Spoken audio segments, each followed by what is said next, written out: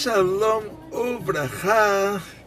Nossa parashá nos conta que Yaakov, nosso terceiro patriarca, quando ele volta de Haran, ele está levando as coisas dele numa vária boca. Não está atravessando um rio seco, e nessa travessia que ele vai para um lado, pega as coisinhas dele, traz para o outro, aparece alguém para lutar com ele. E eles lutam toda a noite, e de manhã aquela pessoa fala: você tem que me soltar. Aí o Yaakov, ele fala para ele: olha, eu só te solto se você me der uma brachá, me der uma bênção. E toda essa história é muito louca, eu estou dizendo assim no português, claro, uma história muito... Diz o Zohar que essa pessoa que lutou com ele não era nada mais, nada menos que o anjo responsável pelo Esav, o anjo responsável por esses futuros povos europeus, que ele é nada mais, nada menos que o pior de todos os anjos que tem lá em cima, que o melhor dos anjos, o Michael, tipo o anjo da Chesed, ele foi dado a ele a função de ficar responsável por nós, e o pior de todos, que é o Satã, o anjo da morte, foi dado a ele a função de ficar responsável pelo Esav e por todos os povos que vão sair do Esav. E não é à toa que esses povos, eles fizeram a maior parte das guerras no mundo, que eles fizeram o Holocausto, Inquisição e Cruzadas e todas aquelas... assim, é o anjo da morte que se revela entre eles, assim, é como um ciclo, né? Que a gente fala hoje em dia, a conta no banco é assim, está 5 dias no vermelho, depois está 7 dias limpos, depois 14 dias no verde. A gente fala, a conta no banco é como o ciclo da mulher. Só que aqui, quando a gente fala sobre ciclo nesses povos, infelizmente é uma coisa... Deus me livre. A gente vê na história deles que eles fazem guerras e guerras e guerras e guerras. E quanta gente morreu por causa dessas guerras, quantas famílias se quebraram, quantas crianças morreram. Não é uma aula agora sobre esse assunto, mas olha a estatística. Quem fez a maior parte das guerras no mundo foram os europeus. E isso tem a ver com essa sincronização, que eles são os Bnei Esav. O Esav, da mesma maneira que o povo de Israel tem tribos, o Esav tinha generais. Então você vai ver na história do Esav, general isso, general aquilo, e cada general dá origem a um dos povos europeus. Aluf Magdiel Zurome, Aluf Knaz, tem lá todas as referências. O Aluf Magdiel deu origem a Roma, e esses generais do Esav, eles são tipo as tribos do Esav.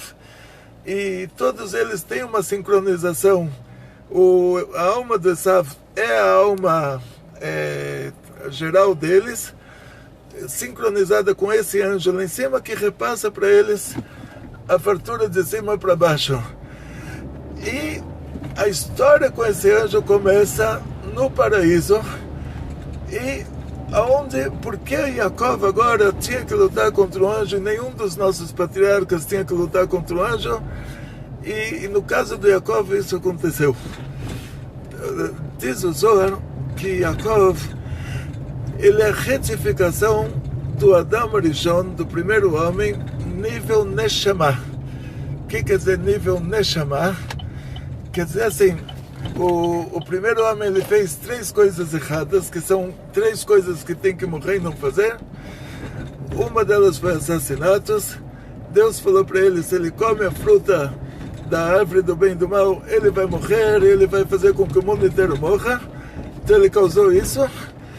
Outra coisa foi idolatria, que a cobra falou para ele: se você comer essa fruta, você vai virar Deus. Ele comeu a fruta para virar Deus, quer dizer, se auto-idolatrou. E outra coisa foi que ele viveu com a mulher da coisa ruim, que lá em cima tudo tem aspecto feminino e aspecto masculino. Então o anjo da morte tem o aspecto feminino dele, que vai ser chamado de Eli. E o Adam Rishon, ele viveu com essa coisa 130 anos, e ela engravidava almas divinas e dava luz a demônios. E aí foi feita uma pergunta sobre isso, já é oportunidade para responder. Como pode ser que essas almas divinas, elas caíram em corpos de demônios e depois elas se reencarnam como a geração que causou o dilúvio, e depois como a geração da Torre de Babel, depois como Sodoma e Gomorra, elas são almas elevadíssimas. Aí o que acontece? Por causa da situação em que elas foram trazidas, ou seja, o homem, na hora que tem uma relação com a mulher, ele traz lá de cima uma alma. E está escrito que o Avram Avinu, Avram e Sará, eles tinham uma relação, eles não tinham filhos, mas eles traziam para esse mundo as almas das pessoas que vão se converter mais futuramente. Por causa disso, alguém que se converte, quando eu faço o casamento dele, na Ktubá, a gente coloca Ben Avram Avinu. Nome do pai, a gente coloca Avram Avinu. Ah, mas Avram Avinu viveu 3.500 anos atrás. Então todo mundo sabe que não é o pai dele. É um título. Mas por que ele recebe esse título? Por que ele é chamado de Ben Avram Avinu?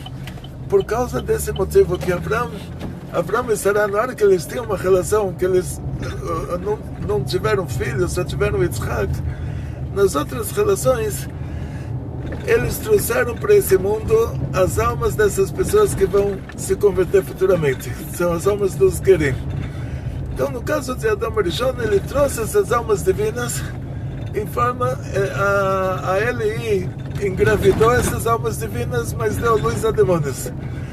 Então, toda a história do Yaakov vai ser retificar esses 130 anos de relação marido e mulher que ele tinha com essa Eli, que era a esposa do anjo da morte, a esposa do Satã. E por causa disso, sendo que Yaakov está retificando o assunto de uma vida familiar que ele teve com a mulher proibida, por causa disso ele sempre sofre por causa de assuntos familiares, para retificar isso. Então ele sofre na barriga da mãe dele, o Esav chuta ele. Depois que ele nasce, o pai gosta mais do Esav do que dele. A mãe faz ele enganar o pai. Cada detalhe lá, cada pequeno detalhe da vida dele estava ligado a um sofrimento familiar. Ele quer casar com a Rachel, casa com a Leá. A filha dele, depois a filha da Leá é violentada. Depois o filho dele, o Yosef, se perde, assim desaparece. E daí para frente, você vê que o tempo todo ele sofre por causa de assuntos familiares. E assim ele vai retificando o prazer familiar que ele teve com a mulher proibida, ele vai retificando dessa maneira. Toda a história entre Yaakov, vamos dizer, entre o Adam Rishon, o Adão e a cobra, ela começa que esse anjo da morte ele não tem como se revelar pessoalmente. Então ele baixa numa cobra, porque ele tem uma afinidade com a cobra. A cobra é um animal impuro, ela é do lado da Gvurá. Quando a Gvura desce até o precipício, a Sefirá chamada de Gvurá, quando ela desce até o precipício, até o fundo, que ela se torna a Gvurá da Sitra Achara, a Gvurá do outro lado, ela dá origem às almas dos animais impuros. Sendo que o anjo da morte, ele está na mesma categoria de Gvurá, no fundo do precipício, ele é o cúmulo disso. Ele é a Gvurá no mais fundo do precipício. Então ele tem uma afinidade com a cobra que ele não tinha, não teria com outro, não teria como se revestir em outro animal. Aquela cobra, ela tinha braços, tinha pernas, ela era um ser humano em forma de cobra. Agora, os dois se reencontram, quer dizer, no paraíso, a cobra, ela tirou as bênçãos do homem por meio de trapaça. Ela enganou assim ela tirou as bênçãos do homem. Agora, esse homem, o Adam Rishon, ele se reencarna como Yaakov, o mais alto nível dele, o nível Neshama dele. E agora ele tem que pegar de volta as bênçãos da cobra por meio de trapaça também. O único jeito de pegar de volta é do mesmo jeito que ela tirou dele. Isso é chamado Midah Keneged Midah, medida por medida. Então Yaakov, já na hora que ele nasce, o nome dele é Yaakov, que ele vai passar a perna. Ele nasceu para isso. O objetivo da vida dele é tirar as bênçãos da cobra por meio de trapaça. Então ele passa a perna no Esav, ele compra a primogenitura do Esav, por motivo que ele fala, pô, esse assassino, ele vai ser o terceiro patriarca do nosso povo, ele vai ser o rabino da família, personal rabbi, que a pessoa faz tudo de ruim. E ele quer ser um representante, o sucessor da religião judaica no mundo. Ele é obrigado a trapacear o irmão. Pegou o irmão num dia que ele está com fome, o dia que ele voltou depois de ter assassinado, roubado a mulher do outro, feito idolatria, ele está cansado por causa de tudo isso. O Yaakov fala, eu não posso deixar isso acontecer. Quer dizer, ele vai ser o próximo patriarca do povo de Israel. De jeito nenhum. Comprou a primogenitura dele, mas numa situação que o Esav estava com muita fome. Então passou a perna nele uma vez. Depois pegou a brachá dele. Assim o próprio Esav diz, olha, meu irmão foi chamado de Yaakov, ele me passou a perna 2 vezes. Só que depois, na segunda vez, quando a gente fala... Não, estou pensando que o vidro está embaçado, mas é o reflexo do sol. A primeira vez, o Yaakov não tinha escolha. Ele falou, pô, esse cara não pode ser um assassino, não pode ser o terceiro patriarca do nosso povo. A segunda vez, a mãe dele, a Rivka, fez ele se fantasiar de Esav, pegar as bênçãos do pai. A terceira vez, ele chega agora no Lavan, o Esav vai ter que se casar com a Leá. E aí o Lavan dá a Leá para o Yaakov. Quer dizer, ele pega a primogenitura. Imagina o rei da Inglaterra aprontar uma dessas. A rainha da Inglaterra tem um filho, que é o filho mais velho, que vai ser o rei. O filho mais novo compra do filho mais velho o direito de ele herdar o trono. Seria um escândalo internacional. E aí, Yaakov, cada uma dessas etapas acontece a favor dele por meio de uma trapaça. Quer dizer, vai tirando as bênçãos que a cobra pegou por meio de trapaça. Até que agora chega o próprio anjo da morte.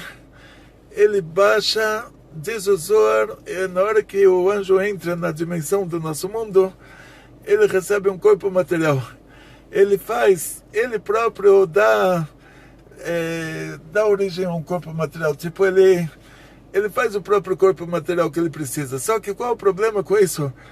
Ele não tem como interagir no mundo sem ele fazer esse corpo material. Por isso que os anjos que visitaram o nosso patriarca Abraão, eles apareceram como árabes. Agora esse anjo da morte, ele desce, ele também pega um corpo material. Por isso que Yaakov consegue se pegar com ele. Por isso Yaakov consegue brigar com ele. E agora é o final da história. Yaakov segura ele e o anjo fala, peraí, lá em cima tem um esquema que cada anjo tem uma hora que ele tem que falar uma shirá, tem que falar um cântico. Se o anjo não fala o cântico nessa hora, é um problema sério. Aí Yaakov faz uma chantagem com ele, quer dizer, agora ele recebe até o último detalhe por meio de trapaça. Ele fala, se você quer que eu te solte, agora eu vou te chantagear. Você tem que me dar a brachá que você tirou de mim por meio de trapaça. Agora eu estou te fazendo uma trapaça para você me devolver essa brachá. Agora você tem que me dar a brachá de volta, senão não te deixo sair daqui, você vai se complicar lá em cima. Então essa foi a última trapaça. O anjo da morte falou, tá bom, o seu nome não vai mais ser Yaakov, porque as trapaças já acabaram. Isso que você veio para passar a perna, agora já já fez o que tinha que fazer, quer dizer, eu tirei de você todas as bênçãos por meio de trapaça, agora você já recebeu todas de volta por meio de trapaça, agora você não precisa mais ser Yaakov. Agora o seu nome vai ser Israel, porque você brigou com uma força espiritual e venceu. E onde começa essa briga? Começa no paraíso, que o anjo da morte ele aparece lá, ele baixa na cobra, e agora essa briga termina lá numa vária boca, que Yaakov ele se pega com o próprio anjo da morte, sem ele conseguir baixar, ele já não tinha como baixar num animal que já não tinha um animal adequado para ele baixar nele, ele é obrigado a fazer para si próprio um corpo material. E Yaakov faz a última chantagem, ele fala, se você não me der a brachá, eu não te solto. Então o anjo é obrigado a dar a brachá para ele, e o anjo concorda que essa era a última coisa que precisava ser resgatada por meio de trapaça, e por isso o anjo fala para ele, olha, agora já o seu nome não precisa mais ser Yaakov, quer dizer, agora o anjo está revelando para ele que tudo que tinha que ser resgatado já foi resgatado, tudo que foi roubado por meio de trapaça foi resgatado por meio de trapaça, então ele não precisa mais trapacear ninguém, e essa é a bênção que o anjo dá para ele. O que quer dizer a bênção? Quer dizer, o anjo concorda que ele, o Yaakov, já recebeu de volta todas as bênçãos que esse próprio anjo tinha tirado dele, e que a partir de agora já não vai mais ter necessidade de trapacear. Então o nome dele agora vai ser Israel, porque ele lutou contra um anjo, contra uma força espiritual, e ele venceu.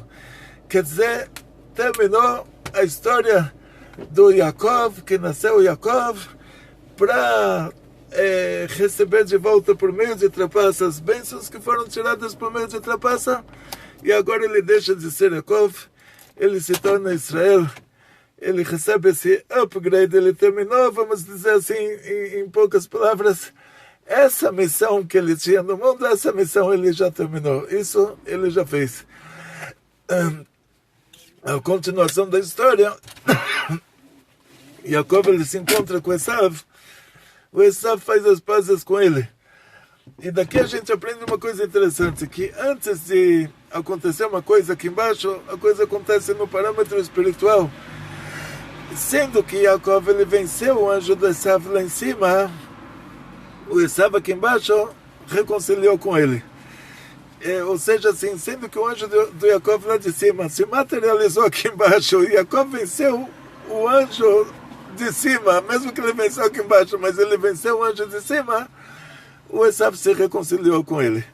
Agora, essa parte, ganhamos a batalha, mas não ganhamos a guerra, quer dizer, essa parte da história terminou assim. A história continua que o Esav tem tribos e Yaakov tem tribos, e nós somos as tribos do Yaakov. E o profeta Ovadiah, que ele era do Edom, ele se converteu ao judaísmo, ele e a esposa, e ele falou a profecia do final do Edom, do final das tribos do Esav. E por que essa profecia tinha que ser por meio do profeta Ovadiah, não podia ser por meio de outro profeta? Diz o Zohar que nessa luta que Yaakov teve com o anjo, eles se pegaram materialmente. Só que cada motivo, cada golpe lá, tinha uma sincronização espiritual. É como nesses videogames aí das crianças, que tem lá os super-homens, se pegam e eles se batem, mas eles têm lá forças sobrenaturais, espirituais, não sei o que. Então o anjo do Esav, o Samechmem, o Satan, ele pegou na perna do Yaakov. E essa sincronização espiritual fez com que materialmente Yaakov saiu mancando dessa luta. Mas espiritualmente, agora para todas as gerações, toda pessoa que foram descendentes do Yaakov, na hora que ele tentar falar a profecia contra o Edom, ele cai, ele não consegue falar essa profecia, diz o Zohar. E por causa disso,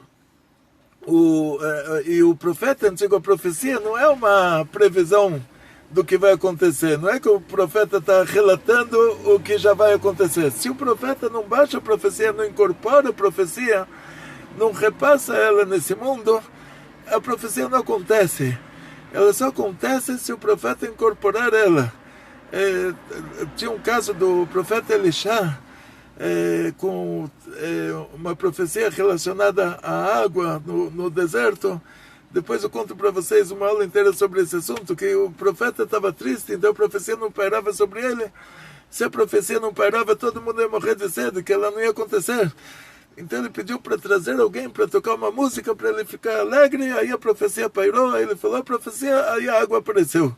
Mas se não tivesse ele falado a profecia, não teria água. Quer dizer, diferente do Ruach HaKodesh, que o tzadik ele vê o que vai acontecer, é um relato já do que ele está vendo. Ele está ele está no helicóptero, ele está lá em cima, ele está vendo o trânsito aqui embaixo, ele está vendo até onde chega o congestionamento, graças a Deus, né, que o comércio voltou ao normal.